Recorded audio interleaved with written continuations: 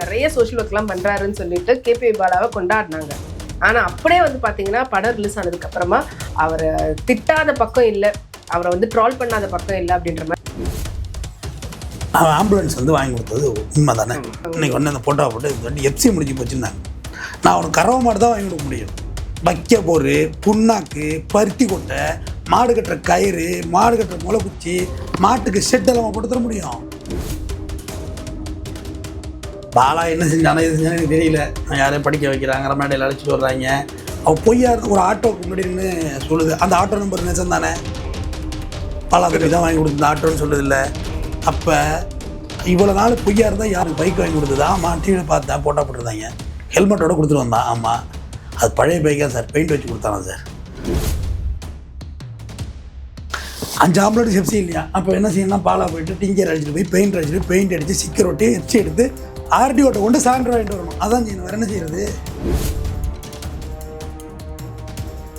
ஒரு நாள் உதவி செஞ்சுட்டு ஓடுறது பேர் இது கிடையாது. தொடர்ந்து கன்சிஸ்டன்சியை செய்கிறான் பாரு. ஏதாவது லாபம் இல்லாமல் செய்வானா? மனுஷ போய் பற்றி செய்கிறவனை ஏன் குறை சொல்கிறேன்னு.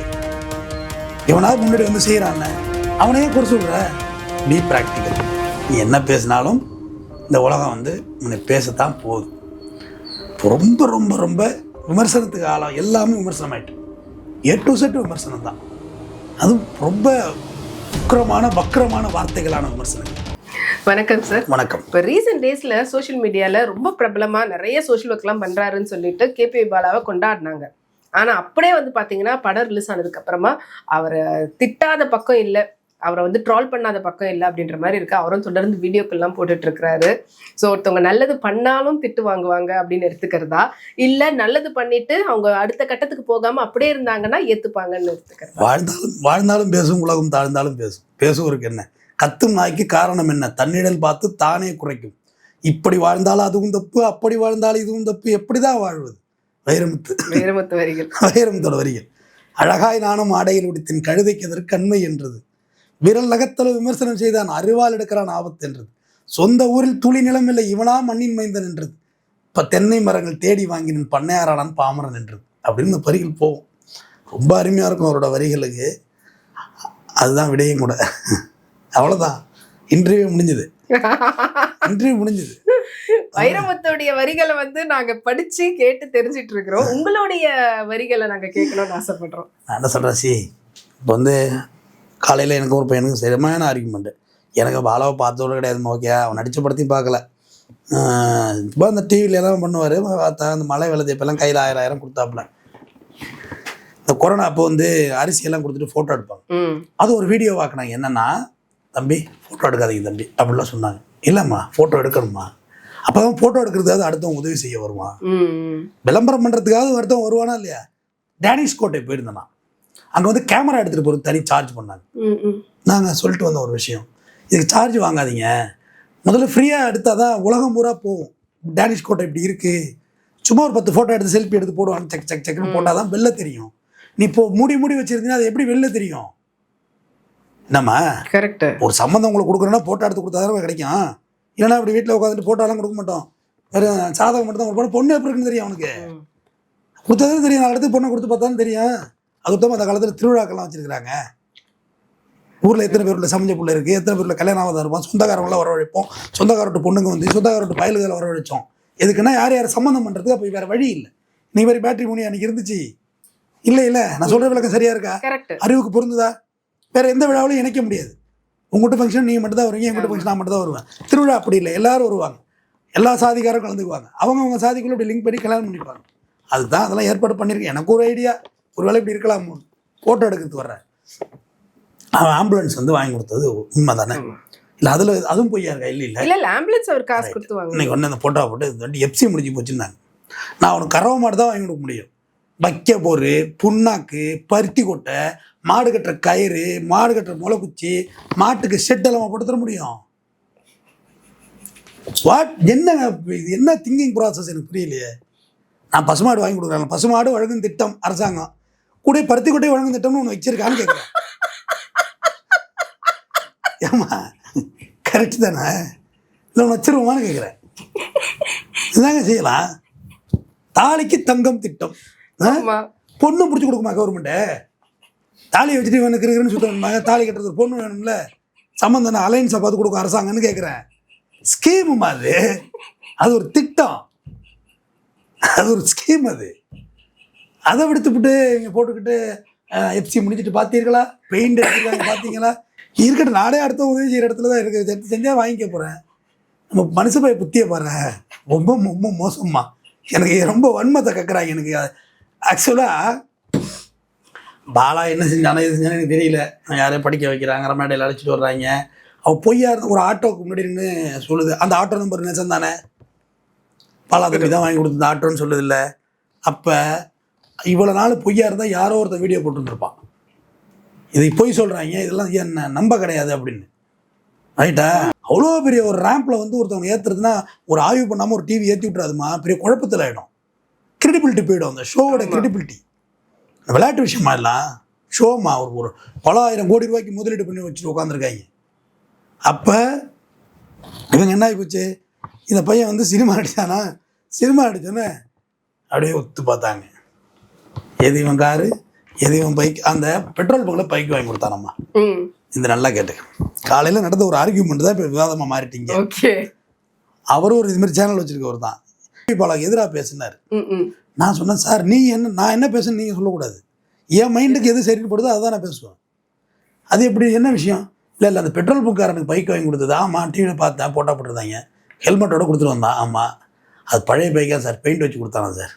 ஓஹோ, ஒரு ஷோரூம்லேருந்து இறக்கணுமா? பைக் வாங்க வசதி இல்லை, ஒரு பைக் ஒருத்தர் வாங்கி கொடுக்குறான், ஷோரூமில் போய் எடுத்து கொடுக்கணுமான்னு கேட்குறேன். இருக்கிறதான் கொடுக்க முடியும். என்னம்மா பைக் வேணும், பைக் வாங்கி கொடுத்தாங்க, அது புதுசாக தான் வாங்கி தரணுன்ற அவசியம் இல்லையே. ஒரு ஊரில் ஆம்புலன்ஸே இல்லைங்கிறது ஒரு வருத்தமாகவே இல்லையா? வருத்தமாக இல்லையான்னு கேட்குறேன், ஜென்ரலாக கேட்குறேன். ஒரு ஊரில் ஆம்புலன்ஸ் இல்லை அப்படின்னா ஒரு ஆம்புலன்ஸ் ஒருத்தவங்க வந்து வாங்கி தர்றாங்க. அப்போ வந்து அது எந்த வகையில் தவறாயிடும்? அதுவும் புதுசாக வாங்கி தரலன்றது இப்போ சொல்கிறாங்க. 5 வண்டிக்கு எஃப்சி முடிஞ்சு போச்சா, இன்னும் ஒரு வண்டிக்கு 5 மாதம் எஃப்சி இருக்கான். ஆமாம், எங்கள் வீட்லேயே நிறையா கார்ஸ் இதெல்லாம் நான் பார்த்துருக்கேன். எஃப்சினா ஒரு எழுத்து ஒரு வாட்டி எடுக்கணும், ஃபிட்னஸ் சர்டிஃபிகேட். எஃப்சினா ஃபிட்னஸ் சர்டிஃபிகேட். அந்த வண்டி சாலையில் ஓட தகுதியான வண்டியா இல்லையான்னு. கவர்மெண்ட் பஸ் எத்தனை ஃபிட்னஸ் சர்டிஃபிகேட்லாம் ஓடிட்டு தெரியுமா உங்களுக்கு? குப்பலாரி மாதிரி ஓடிட்டு இருக்குது. எப்போ எக்காக உருவிட்டு போகுதுன்னு தெரியல, டனக்கு கரகாட்டக்கிற மாதிரி உருவுது. உண்டா இல்லையா? சொல்லுங்கம்மா. ஆமாம். சொல்லுங்க, ஆமான்னு சொல்லுங்க. ஆமாம் தானே? ஆமாம். வெளியில் பார்த்தா இப்போ ஒரு 10 எழுத்து முடி ஒரு அம்மா வந்து பசு ஓட்டைகள் உள்ளே விழுந்துட்டு பார்த்தீங்களா, எழுந்து ஓடிக்கிட்டு இருக்கு, உள்ளே விழுந்து. நல்ல வேலை வீலுக்கு முடி விழுந்துருதுன்னு வச்சுக்கோ, வீடு கசக்குன்னு எலுமிச்சம்பழம் மாதிரி ஏற்றிருக்கோம். பஸ்ஸில் இருந்து நாம் கண்ட காட்சி உண்மைதானா? படியிலேருந்து இல்லை அம்மா ஓட்டையிலேருந்து விழுந்துட்டேன் அப்படிங்குது, உண்மை தானே? ஏரோப்ளேனில் டேக்அப் பண்ணி கொண்டாயிருச்சு ஒரு கொள்ளலை அகமதாபாத்தில். புது ஃப்ளைட் எடுத்துகிட்டு போனோம், அதுக்கு அதிகம் ஓடாமல் கிடந்தது எடுத்து பெயிண்ட் அடிச்சு ஏத்தலையா ஏரோப்ளேனை? அம்மா, ஓசிக்கு வர்ற மாட்டை, தானத்துக்கு வந்த மாட்டை பல்லு பிடிக்கக்கூடாதுன்னு சொல்லுவாங்க. திருப்பி சொல்லுங்க பார்ப்போம். தானத்துக்கு வந்த பல்லு பிடிச்சி பார்க்கக்கூடாது. நீ வறுமையில் இருக்கா, வசதி வாய்ப்பு இல்லை, அப்போ வந்து எங்கள் வீட்டில் அந்த மாடை ஓட்டிகிட்டு போய் கட்டிக்கப்பா அப்படின்னா, மாடை போய் பல்லு பிடிச்சி பார்த்தா வயசு தெரியும் பல்லில்.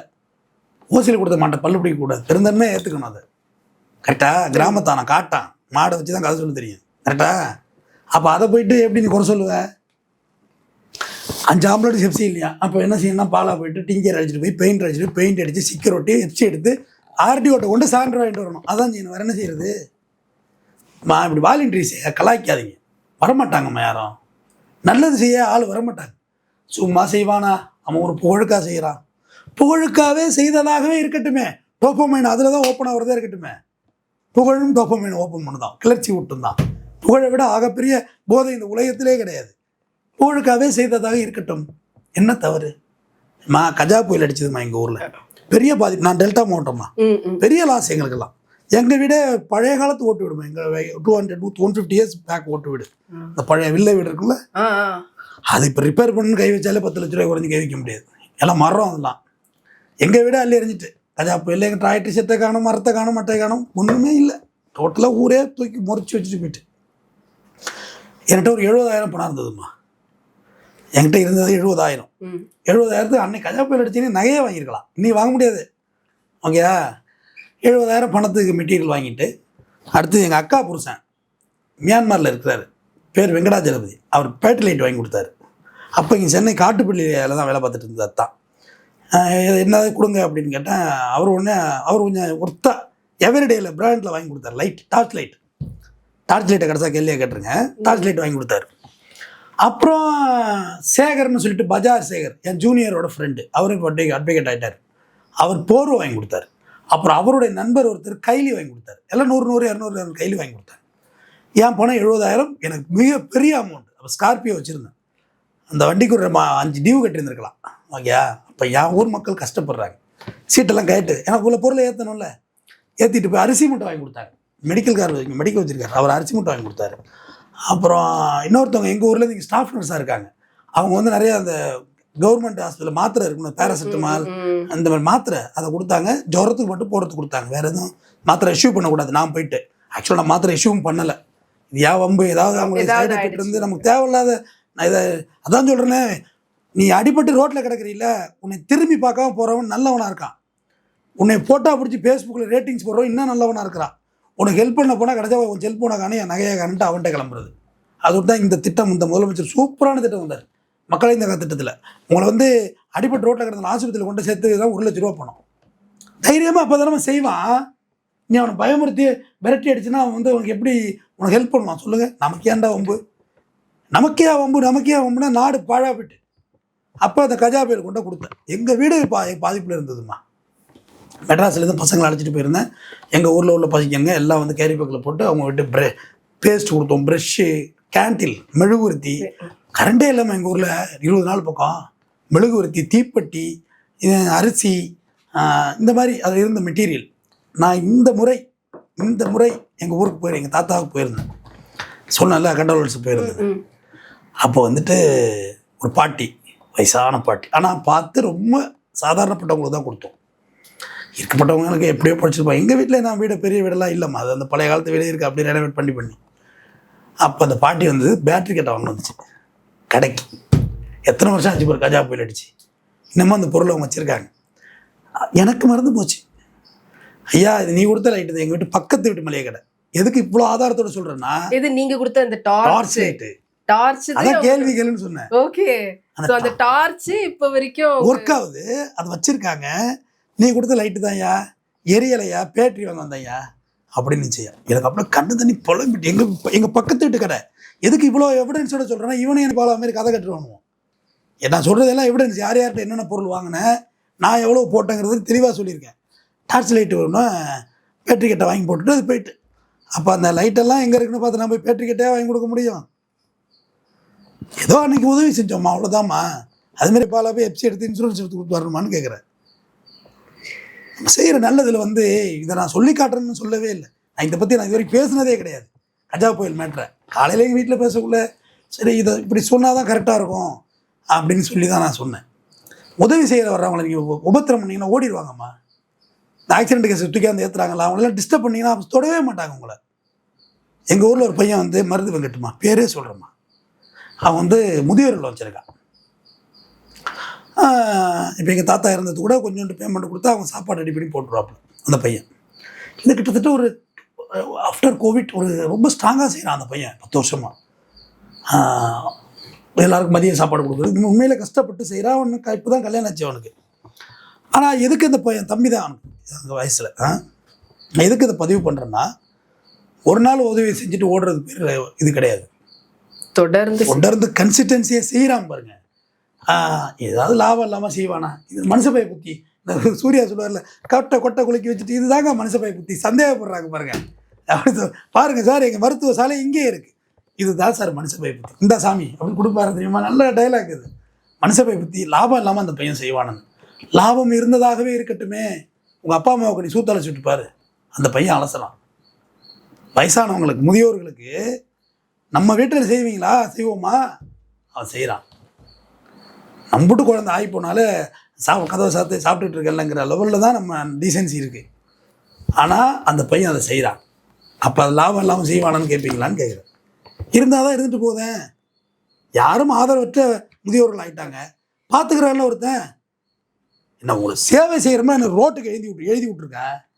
அவங்களுக்குன்னு மாச இது வேணும், ஏதோ வேணும், அவங்களுக்கு வாங்கி போடுறதுக்கு வேணும், இவங்க சாப்பிடணும், ஃபேமிலி ரன் பண்ணணும். என்ன விளையாட்டா இருக்கட்டுமே. என்ன கூட சில பேர் எழுதுவாங்க. அதை பற்றி பேசேன்டா, இதை பற்றி பேசேன்டா, என்ன நேர்ந்தாடா விட்டுருக்கேன் ரோட்டுக்கு, இல்லை கேட்குறேன், இல்லை பொது சொத்தான்னு கேட்குறேன் இல்லையா?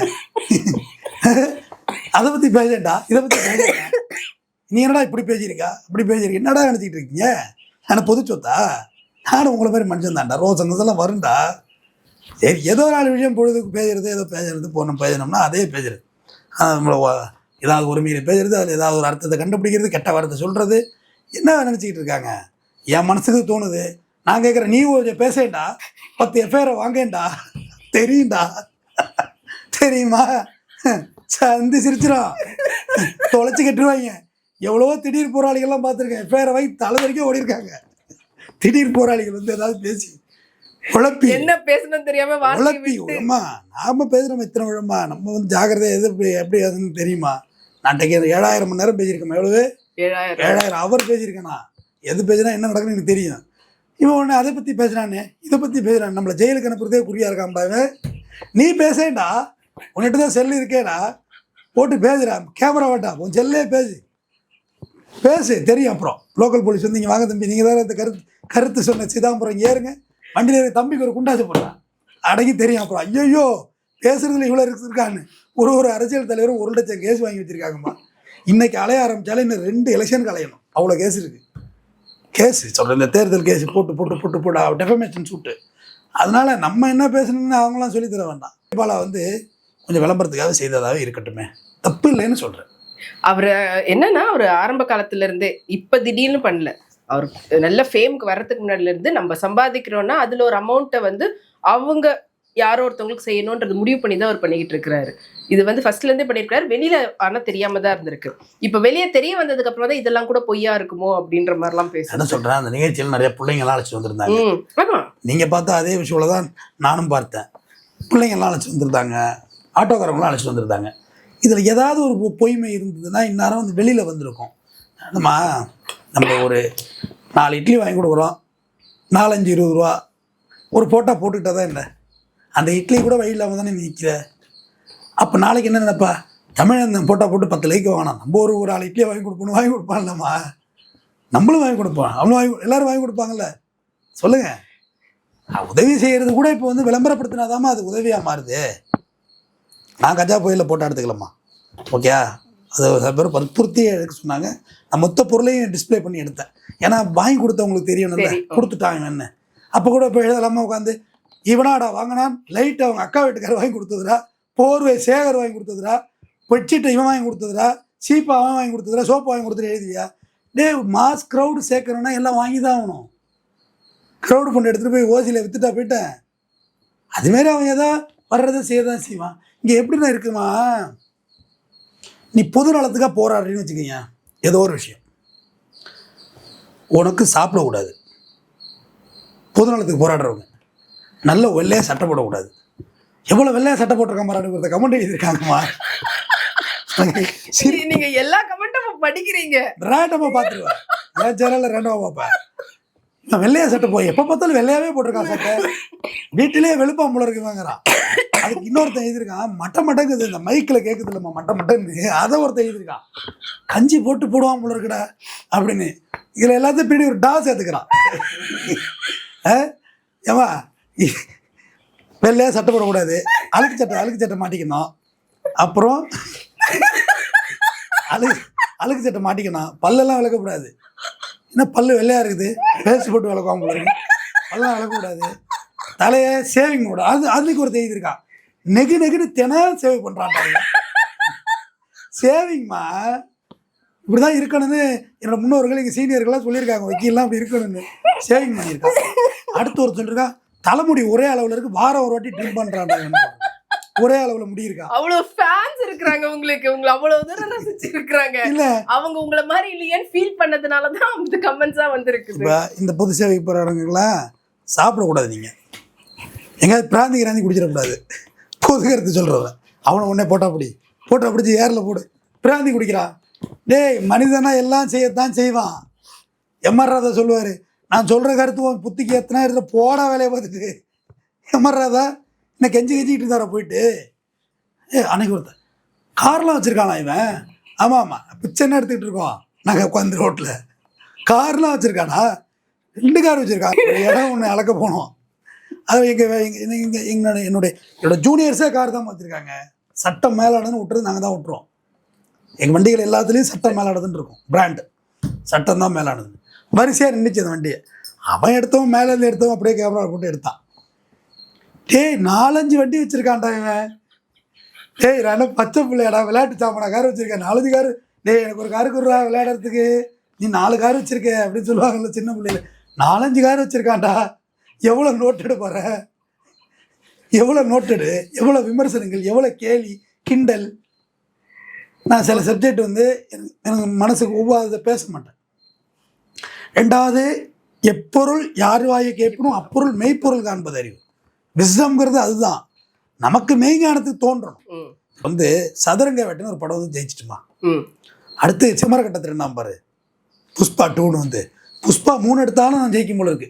பொண்டாட்டிக்கு முதல்ல புடவை கட்டினா இப்போ சுடிதார் போட்டுவிட்டு மறுபடியும் ஒரு 1000 கோடி சம்பாதிச்சிருவாங்க போல இருக்கு. செம்மரக்கட்டை வெட்டுறது திருட்டு போடுறாங்க, அது படமாகுது. அப்போ மனநிலை எப்படி இருக்கு? இதே பாலம் கல்யாணசுந்தர ஐயாவை பற்றி போடுறேன், 1000 பேர் பார்க்கலாமா அந்த வீடியோவை. பாலம் கல்யாணசுந்தர ஐயா பெரிய ஆளுமா, அமெரிக்காவில் 30 கோடிக்கு பணத்தை பொதுமக்கள் கொடுத்துட்டாருமா. அவர் வாழ்நாள் முழுக்க சம்பாரித்த காசையும் பொது கொடுத்தாருமா. உயிரோடு இருக்கிறாருமா, வயசாகிட்டுமா, அடையாறில் இருக்காருமா, குரல் மெல்லிய குரலாக இருக்கும். பாலம் கல்யாணசுந்தர ஐயாவது தெரியல, 1000 பேர் தான் பார்த்துருக்காங்க. அந்த வீடியோ சத்தியமாக என் சேனலில் இருக்குது, 1000 பேர் பார்த்துருக்காங்க. அப்போ என்ன போக்கில் போகுதுன்னு பார்த்துங்க. வைப்ரேஷன் அவரை பற்றி தான் தெரிஞ்சுக்கணும். நான் இப்படி என் மனசுக்குன்னு சில வீடியோக்கள் போடுவேன், அது கொண்டு போய் சேர்க்கணும் அவங்களன்னு. அன்னைக்கு வாவுசி பிறந்த நாளுக்கு வாவுசியை பற்றி போடுறேன், யாருமே பார்க்கலாமா? டபுள் டிஜிட்டில் இருக்குது வீடியோ. எவ்வளோ பெரிய மனுஷன், நாட்டுக்காண்டி சொத்தை இழந்து ஜெயில் எடுத்து 40 ஆண்டுகள் சிறை தண்டனை பெற்ற மனுஷம்மா வவுசி. வெள்ளையனை எதிர்த்து கப்பல் வாங்கி விட்டாமா. அதுவுமே க்ரௌட் ஃபண்டு தான் அதில் இருக்குது. விட்டா அதுக்கு விமர்சனம் எழுதுவாங்கள இருக்குது. அவர் சொந்த காசு, வக்கீல் வேற, ஒரு க்ரௌட் ஃபண்டு அதில் இருக்குது. எல்லாரும் கான்ட்ரிபியூட் பண்ணணும். 50 காசு டிக்கெட் போட்டு வெள்ளைக்காரன் காலி பண்ணியிருக்காங்க அந்த கப்பலை, நடத்தக்கூடாதுன்னு சொல்லி. அதை பற்றி போட்டிருக்கு, டபுள் டிஜிட்டில் வீடியோ ஓடிட்டு இருக்கு. இதுல இருந்து என்ன தெரியுது? என்ன தெரியுது நீங்களே சொல்லுங்க, என்ன தெரியுதுன்னு. நாட்டுக்காகவும் மக்களுக்காகவும் யாரெல்லாம் அவங்களுடைய சொந்த காசை செலவு பண்ணி வாழ்ந்துட்டு போனாங்களோ இல்லை வாழ்ந்துட்டு இருக்கிறாங்களோ, நல்லதா நீங்க பேசினாலும் அதை அக்செப்ட் பண்ணிக்க மாட்டாங்கம்மா. இப்போ மகாத்மா காந்தியை பற்றி சொல்லுவாங்க, நானும் நிறைய தவறாக மேடையில் பேசியிருக்கேன். அப்போ தெரியல எனக்கு, இப்போ காந்தியாரை பற்றி தெரியல. படித்தது பிறகு எனக்கு புரிஞ்சுக்கிட்டேன், நிறைய விஷயம் தெரிஞ்சுக்கிட்டேன். சரி, காலத்துக்கு ஏற்ற மாதிரி படித்து மாற்றிக்கிறது தானே. ஒருத்தரையும் நான் பார்த்துருக்கேன். ஆனால் அன்னைக்கு பாரதி பசினாலே செத்துட்டாருமா. பாரதினா யாருன்னு கேட்ட போகிறான், சுப்பிரமணிய பாரதி. ஆமாம், பசினாலே செத்துட்டாருமா. திருவள்ளிக்கலை யானை தள்ளி விட்டு வச்சுட்டாங்க, பசி தான் மெயின் ரீசன். யானை தள்ளது உண்மை, உடம்புல ஒன்றும் இல்லை. தனி ஒரு மனிதனுக்கு உணவு இல்லைன்னு ஜகத்தினை எடுத்துருவோம். அப்போ அந்த பசியோட உக்குரம் எப்படி இருந்திருக்கு பாருங்க பாரதிக்கு. ஏன் பாரதி ஐயர் தான், ஏதோ ஒரு கோயிலில் மணியாட்டி சம்பாதிச்சிருக்கூடாதா? அவன்கிட்ட இருந்த கவிக்கு மன்னர்களை புகழ்ந்து பாட்டு எழுதினால போது வெள்ளைக்காரனை, இங்கிலீஷும் நல்லா தெரியும். உட்காந்து டிங்கிள் டிங்கிள் லிட்டில் ஸ்டார்னு இது மாதிரி ஒரு எழுத வேண்டியதானே. சில வேடிக்கை மனிதரை போல நான் வீழ்வேன் என்று நினைத்தாயா நான் பாரதி. நிறைய கூடிக்கிழ பருவம் மீதி என்னடா பசி என்ன என்னடா பண்ண போகுதுன்னு. அப்படியே பாரதி எனக்கு அப்படி வாழ்ந்துருக்க கூடாதா? ஏன் அவளை சுகதேவ், நம்மளுடைய பகத்சிங்கெல்லாம் அல்பாயுசில் போய் தூக்கு மாடு தும்புனானே, எல்லாம் அனுசரித்து வாழ்ந்துருக்கலாமே. வீரபாண்டிய கட்டம் வெள்ளைக்காரன் அனுசரித்து வாழ்ந்துருக்கலாமே, மருது சகோதரர்கள் வெள்ளைக்காரன் அனுசரித்து வாழ்ந்துருக்கலாமே. எல்லாம் எதிர்த்து எதுக்காண்டி? இந்த சுதந்திரத்துக்காண்டி. இப்படி திட்டுறீல, திட்டத்தை சொல்லி கொடுத்தது அவங்க தான்மா, அவங்க பெற்றுக் கொடுத்த சுதந்திரமா. வாய்ப்பூட்டு சட்டம் போட்டிருந்தான் வெள்ளைக்காரன், பேசக்கூடாது. இப்போ அரசியலமைப்பு சட்டம் கொடுத்துருக்காரு அம்பேத்கர், பேசுகிறான் எல்லாம். அதனால அப்போ எதுக்கு சொல்ல வந்தேன், ராகவா லாரன்ஸ் இருக்கார்ல, அவர் ஜல்லிக்கட்டு போராட்டத்துக்கு 1 கோடி ரூபா கொடுத்தேன். அப்போ டிமானிட்டேஷன் நடந்த நேரம், 1 crore கொடுத்தேன்னு சொன்னார். அது ஒரு அரசியல் கட்சி அதிபர் சொன்னார், 1 கோடி எங்கேருந்து கொடுத்துருக்க முடியும்? அப்போ தான் டிமானிட்டேஷன் ஆச்சு. இங்கே அங்கிட்டு இங்கிட்டு படம் பெறட்டதெல்லாம் உனக்கு தான் தெரியும். ராகவா லாரன்ஸ் இன்னைக்கு இந்த சமுதாயத்தில் ஒரு மிகப்பெரிய நல்ல மனிதன், திரைத்துறையில். அவரோட எவ்வளோ பணக்காரங்க வச்சுருக்கிறாங்க, கல்யாண மண்டபத்து ஓனர்லாம் இருக்கிறாங்க. ஏதாவது செய்கிறாங்களா? செய்கிறவனை ஏன் குறை சொல்கிறான்னு கேட்குறேன்.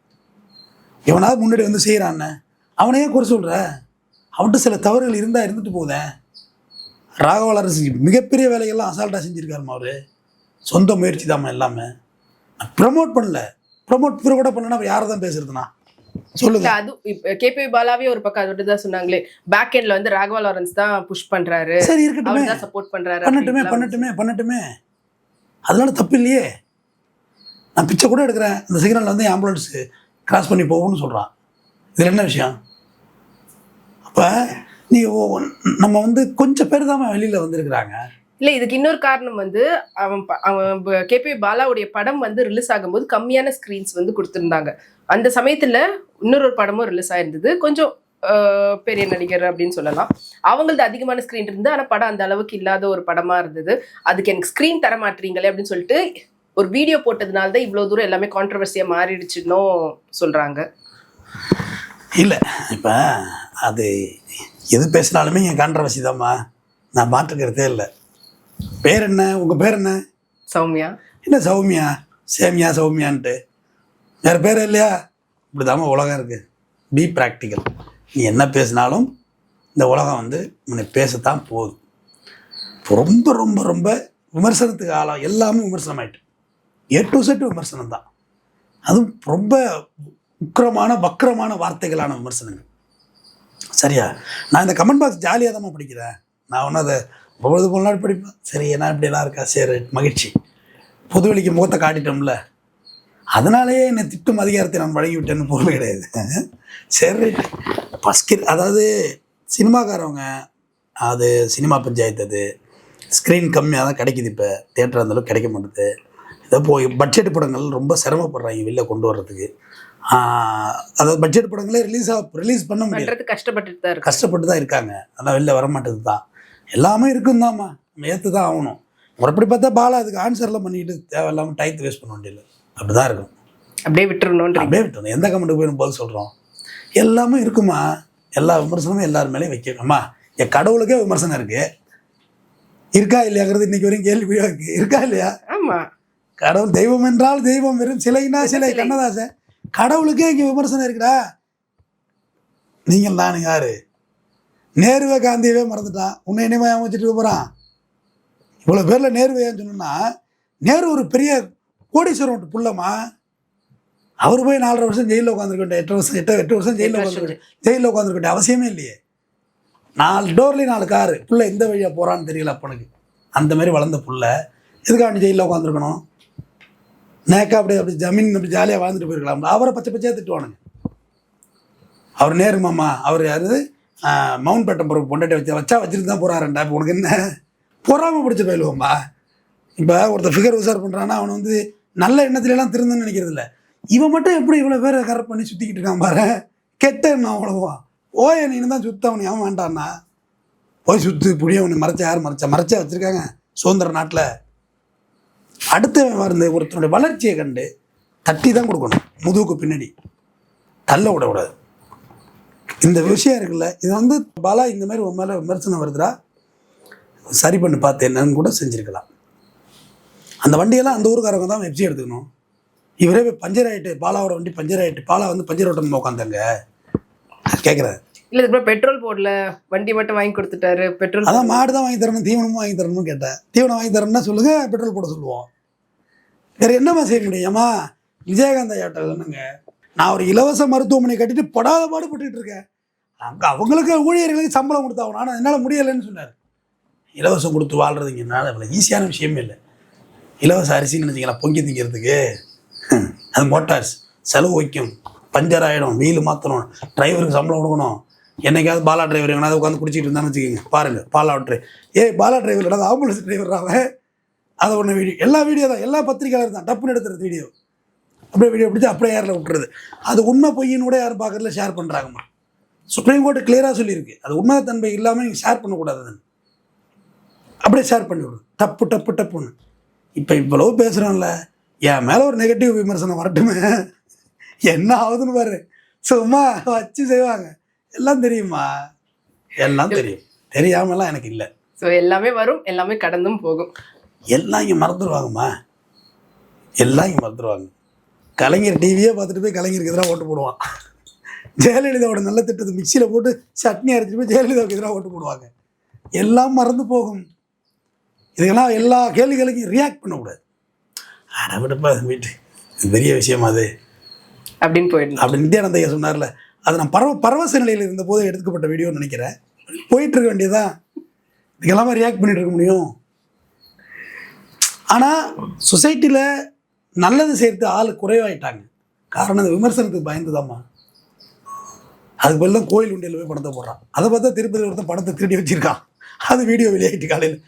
பணத்தை என்றால் அந்த கடவுள் பேரை பார்த்துட்டு இருக்காரு. அவர் டியூட்டி பார்த்தாலே கடவுள் சிசிடிவி தான் டியூட்டி பார்க்குது. பணத்தை எடுத்து அவுக்கு வேட்டிக்குள்ளே வைக்கிறான், மாட்டிட்டான். அப்போ நல்லது செய்கிறதுன்னு வர்ற கொஞ்சம் பேரை இப்போ காலா படம் பார்த்தீங்க.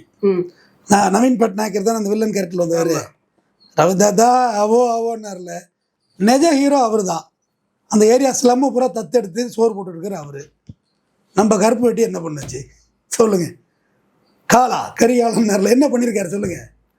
அவர் நிஜ ஹீரோவாக இருக்கார். எம்ஜிஆர் அவங்களுக்கு தெரியும், நம்பியாரை தெரியும். நம்பியார் எல்லா படத்துலையும் தண்ணி அடிக்கிற மாதிரி காட்சிகள், போய் பிடிக்கிற மாதிரி காட்சிகள், பெண்களை கற்பழிக்கிற மாதிரி காட்சிகள் குறைந்தபட்சம் வச்சுருந்தாங்க. ஆனால் நம்பியாருக்கு எந்த பழக்கமே கிடையாது. எந்த பழக்கம் கிடையாது. பொண்டாட்டி தான் ஷூட்டிங் ஸ்பாட்டில் கல் வச்சு சமைச்சு கொடுத்துரு கடைசி வரைக்குமே. எந்த பழக்கமும் இல்லை. ஆனால் அவர் நடித்த காட்சிகள் கற்பழிப்பு காட்சிகள், குடிகார காட்சிகள், கடத்தல், கள்ள கடத்தல். அப்போ வந்து கடத்தலுக்கு அமௌண்ட்டெல்லாம் சொல்ல தெரியாது, பொருளும் சொல்ல தெரியாது. இப்போ ஹெராயின் கஞ்சாலை பெருப்பாடு தெரிஞ்சது தருமா? நம்ம 10,000 ரூபா மதிப்பிலான பொருளை லாரியை மடக்கிட்டான், அமௌண்ட்டு தான். இப்போ கஞ்சாவை மடக்கிட்டான், ஹெராயினை மடக்கிட்டான், கொக்கைனை மடக்கிட்டான், அதெல்லாம் தெரியல. 10,000 ரூபா மதிப்பிலான பொருளை மடக்கிட்டான். அந்த சர்க்கிள் இன்ஸ்பெக்டருக்கு இதே வேலையாக இருக்குது. எஸ்ஐமா சூப்பர் சப் இன்ஸ்பெக்டர். அப்போ சர்க்கிள் இன்ஸ்பெக்டருமாங்க, எங்கள் தாத்தா சர்க்கிள் இன்ஸ்பெக்டர் தான். இதே வேலையாக இருக்குது. அவனை உண்டிலேன்னு பண்ணணும். ஒரு மரம் வச்சிருப்பா, அதில் மோதிட்டு போவோம் லாரி, அப்படியே பின்னாடி போய் விரட்டிட்டு போகிற மாதிரி சீன். இப்போ இதுலேருந்து நீங்கள் என்ன தெரிஞ்சிட்டீங்க? அவரை கடைசி வரை எப்படி காமிச்சாங்க? வில்லனாவே தான் காட்டினாங்க. தவறான தனி மனித ஒழுக்கம் என்பது அவரவர் எண்ணம் சார்ந்தது. நீ இப்படித்தான் இருக்கணும், அப்படித்தான் இருக்கணும்னு கட்டாயப்படுத்தி சுதந்திர நாட்டில் யாருக்கு ரைட்ஸ் இருக்குங்க? யாருக்கு ரைட்ஸ் கிடையாது. அதனால நல்லது செய்ய கொஞ்சம் பேரையும் நம்ம சில தவறுகள் இருக்குமா எல்லார்ட்டையும், நான் இல்லைன்னு சொல்லவே இல்லையே. ஸோ சோஷியல் மீடியான்றது பல பேருடைய நல்ல எண்ணத்தை கூட மாற்றி விடுது, இல்லைன்னா ஸ்டாப் பண்ணுது. ஹிட்லர் சொல்லுவாருமா, நிலவு போன்றவர்கள் மனிதர்கள், இருள் சூழ்ந்த இன்னொரு முகம் இருக்கும். எல்லாம் 360 நாள் நிலவு அடிக்குது, மாதம் ஃபுல்லாக இருக்கா, பௌர்ணமி அம்மாசை வந்துடுது இல்லை, இன்னொரு பேஜ் இருக்குமா? எனக்கும் பிளாக் பேஜஸ் உண்டு, இருக்கும், உனக்கும் இருக்கும், முறுக்கும் இருக்கும், இவனுக்கும் இருக்கும். ஆனால் அதை போய் தேடி பார்க்காது. ரொனால்டோ இருக்கார்ல, ரொனால்டோ அப்படின்னா தமிழில் என்ன சொல்ல பார்ப்போம்? சர்வ வல்லமை பொருந்தின்னு அர்த்தம். அது லத்தீன் வார்த்தை. அது ஃபுட்பால் பிளேயர். அவருக்கு ஒரு பாலியல் வழக்கில் சிக்கிட்டார். அவர்கிட்ட கேட்டாங்க, உங்களுக்கு பாலியல் வழக்கு இருக்கேன்னு பத்திரிக்கையாளர். மேட்ச் பார்த்தியா, நல்லா இருந்ததா, மேட்ச்சில் என் பர்ஃபார்மன்ஸ் எப்படி இருக்குன்னு பாரு, என் பர்சனல் எதுக்கு பார்க்குற போடான்னு போயிட்டு இருந்தார். That's it. என் முகம் உங்களுக்கு என்னவோ பிடிச்சிருக்கோ அந்த முகத்தை ஏற்றுக்குங்க. அது மாதிரி அக்செப்டன்ஸின்னு சொல்லி நல்ல வார்த்தை ஆங்கிலத்தில், ரொம்ப பிடிச்ச வார்த்தை எனக்கு. அப்படியே ஏற்றுக்கொள்ளணும். இப்போ இந்த பட்டி டீலாம் பார்த்துட்டு அப்புறமா ஏற்றுக்கூடாது. பழைய கார் வாங்க போகிற மாதிரி தான். சில குறைகள் இருக்கும், கண்ணாடி உடைஞ்சிருக்கும், 4 இடத்துல டென்ட் இருக்கும், டயர் ஒன்று வீக்காக இருக்கும். அப்படியே வாங்கிட்டு வந்து நீ ரெடி பண்ணிக்க வேண்டியதுதான். புது கார் இருக்குது கம்பேரிட்டிவ் பண்ணி பேசக்கூடாது, கம்பேரிசன் பேசக்கூடாது. அதுமாரி தான் மனிதர்களும். அது உன் நண்பர்களாக இருக்கலாம், உங்களுக்கு எதிர்கால கணவர்களாக இருக்கலாம், லவ்வராக இருக்கலாம், யாராக வேணா இருக்கலாம், அம்மா அப்பாவாக இருக்கும். அப்படியே ஏற்றுக்கணும். கொஞ்சம் கூட அதில் ஆல்ட்ரேஷன் கேட்கக்கூடாது. ஆல்ட்ரேஷன் கேட்டால் அவங்க அன்பை நேசிக்கவே இல்லைன்னு அர்த்தம். அன்பை யோசிக்கிறோம், அப்படியே ஏற்றுக்கணும். அப்படியே ஏற்றுப்போம், தப்பு இருந்துட்டு போட்டுமே. நாங்களும் உங்களை அப்படியே ஏற்றுக்கிறோம் சார். நீங்கள் சொல்லக்கூடிய வார்த்தைகள் எல்லாமே அவ்வளோ நல்லா இருக்குது. அண்ட் டெஃபினெட்லி கமெண்ட்ஸ் போடுறவங்க வந்து உங்களை அவ்வளோ தூரத்துக்கு ரொம்பவே இந்த கோர் வந்து உங்களை ஃபாலோ பண்ணுறாங்க. அதனால தான் அவ்வளோ கமெண்ட்ஸ் வந்துகிட்டு இருக்குது உங்களுக்கு. ஸோ நிறைய கருத்துக்களை அது ரொம்ப மகிழ்ச்சியாக ரொம்ப ஹெல்த்தியாக பேசுனீங்க. ரொம்ப ரொம்ப நன்றி.